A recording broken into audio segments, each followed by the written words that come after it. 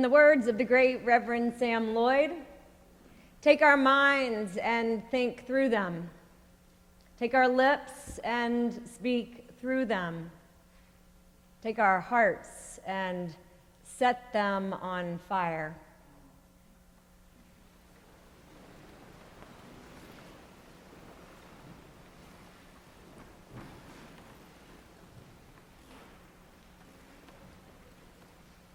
Who are you? Who are you at your core? Who are you when you lay your head on the pillow at night feeling both defeated and accomplished? Who are you in the middle of a fight with your loved one, feeling both threatened but in love? Who are you in a group of friends, feeling both insecure and surrounded? Who are you as you bear a child, weak but empowered, or bury a loved one, crushed but confident, or busying yourself with work, engaged or disembodied? Who are you?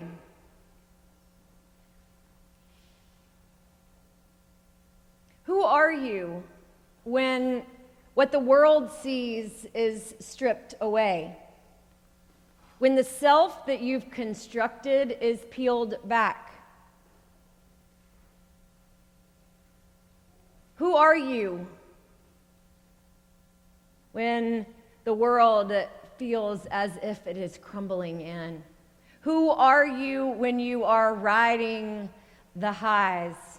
Who are you when you're on your knees in gratitude or grief? Who are you? Do you have a sense of yourself in a dimension that's beyond the ordinary? Do you know who you truly are? Who God made you to be? I mean, it's the greatest human instinct, the search for self, the efforts at identity. Abraham Maslow says that in the hierarchy of needs after food and safety, the search for love and belonging and the search for self motivates all behavior. From the moment we are born, we are differentiating ourselves from our parents. From middle school, we are negotiating the qualities and beliefs and personality and expressions that make up our identity. And it happens all the way to the retirement home. And our families and our churches and our workplaces, we are every day formulating our moral and ethical selves, even when we are alone. Maybe especially when we are alone, the questions sort of rise up. Who am I? Who am I called to be? What must I do? It is our first question, friends, and it is often our last question. What is our true self? What is our identity? If you have ever asked these questions, and I would wager a bet that says every single person in this room has, then let today's gospel be your answer. You are salt. You are a city built on a hill. You are light. This is who you are. This is who God made you to be. This is what Jesus came to show. You are salt, made to preserve life. You are a city built on a hill, meant to be a beacon to to the world. You are light to shine in the darkness. It is the gift of your identity. And when you wonder, what is the value of your life? What can I do for the sake of the world? Who am I? What am I called to be? And what am I to do? Here is your answer. You are salt, made to season the most ordinary.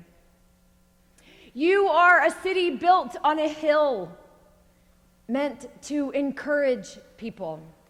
You are light to guide the way of all who are in darkness.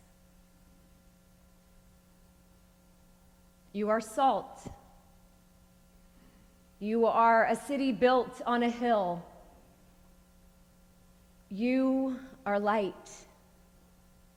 You're made this way, like the ones the psalmist praises.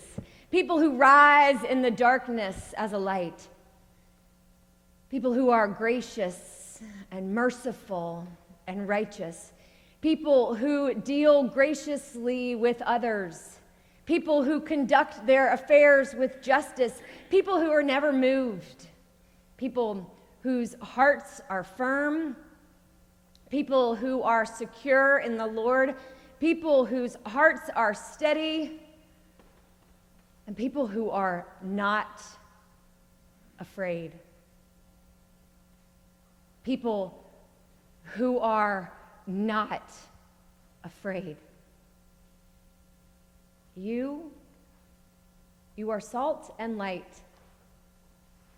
You, Christ Church, you are salt and light. You, the youngest and the oldest, you are salt and light.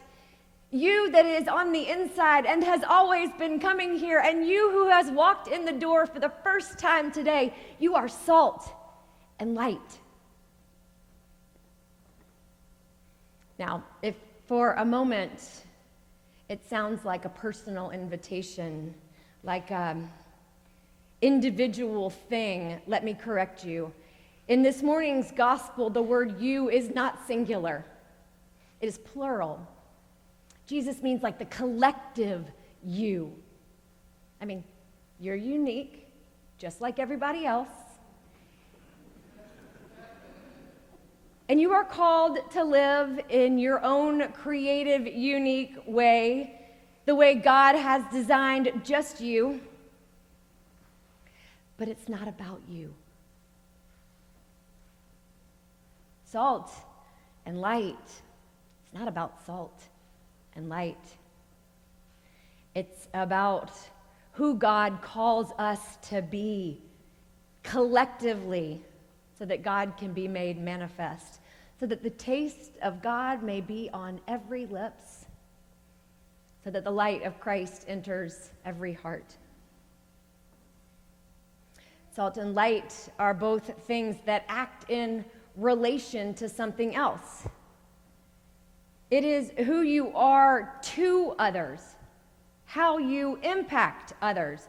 Salt and light don't exist for themselves. They get their power from impacting the whole. And salt flavors an entire pot of soup. A beacon on a hill lights the entire neighborhood. Light illumines even the littlest piece of light, illumines the darkness, no matter how dark it is. Neither salt nor light exist for themselves, and neither do our saltiness or our light exist for themselves. They are mutually dependent. We are mutually dependent. Salt and light fulfill their purposes when they are used, when they are added in, when they are poured out. You and me, we are salt and light because God made us to be salt and light, because Jesus names us salt and light. Like, it's our birthright. It's not some distant manifestation that you can win or earn or deserve. You are not salt and light if you do something right, if you are holier, if you are perfect. You're salt and light because you were made that way, period. And praise God, there is nothing that you or I can do to stop being salt and light. It's just how God made us. It's our identity as the people of God. The text, it says, it is no longer good for anything but thrown out and trampled underfoot. There's a little bit of irony in this because, of course, the writer knows salt can't lose its taste. There's nothing you can do to stop being salt and light. Sure, you can hide it. You can try to diminish it. You can cover it up, but you can't stop being salt and light. And it's not even really an ego thing. It's not like personal gratification or going to win God's favor. We don't generate our saltiness and our light, and we can't get rid of it. It's just who we are in creation. Being made in God's image, the true light and the true salt. You and me were made to mirror the divine, to bring about the holy, to propagate the kingdom. We are called to live out our saltiness and our light-filledness, our identity in community. Because only when the world knows saltiness and their own capacity for light can God's reign really take hold. We're salt and we're light, and our identity, our true self, it's not meant to isolate us or differentiate us from others or elevate us over others. It's to connect us to the one true light. It's to connect us to that deep, deep, deep underground where the salt is made, the hill that God made high, light and salt. They sustain not only our life, but God's. It's where, like, identity comes crushing up against belonging. Group identity for the people of God always trumps individual identity. That's what we mean when we talk about the body of Christ. The whole of the community being remembered one to another and to the body of God in the world today. And we have to rely on this mutual interdependence.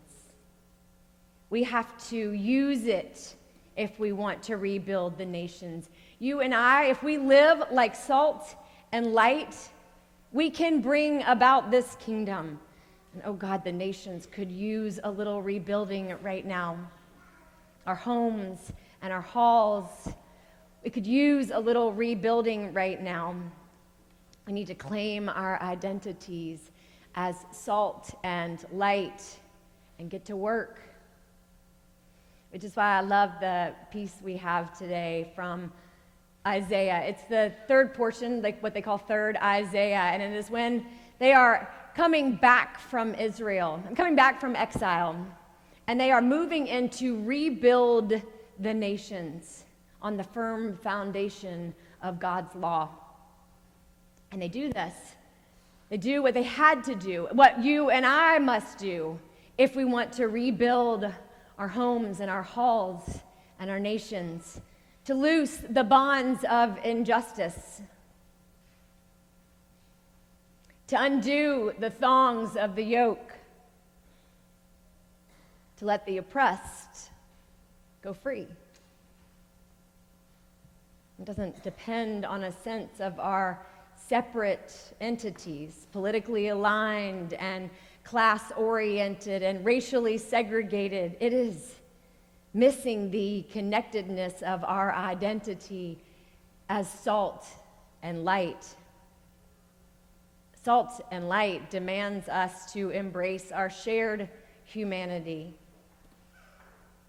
A shared humanity that insists we must share our bread with the hungry and bring the homeless poor into our house.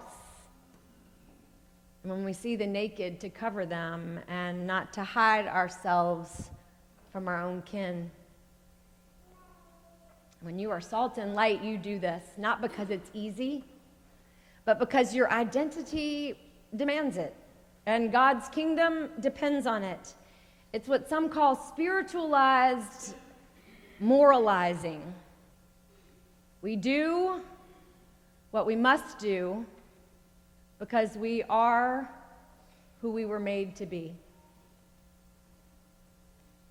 We do what we must do because we are who we were made to be.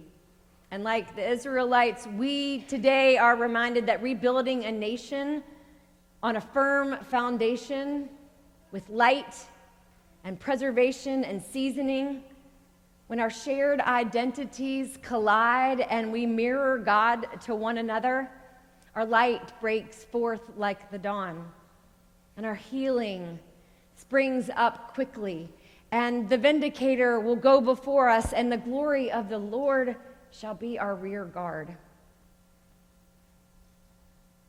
If we act like who God made us to be and remove the yoke from among us, the pointing of the finger, dear God, the speaking of the evil, if we offer our food to the hungry, satisfy the needs of the afflicted, then we become fully who God made us to be. Salt and light, and our light rises in the darkness, and our gloom will be like the noonday. Yeah, we get lit up, but all the world gets illuminated, and everything is made new. For a moment, think about what the world of politics or church or society or your domestic life would look like if we walked into each of those spaces knowing ourselves as salt and light. Knowing that the person across from you also is salt and light. Knowing that when we are acting like salt and light, we mirror God's image, and we live into Christ's hope for us. We remember who God made us to be. We no longer have to wonder, who am I? What am I supposed to be? What am I to do? Because you will know. You will know that you are called to be salt. You are called to be a city on a hill. You are called to be light. And that should be a bumper sticker, right? Or maybe like, finally I would have found the thing I want to tattoo on my arm. You are salt.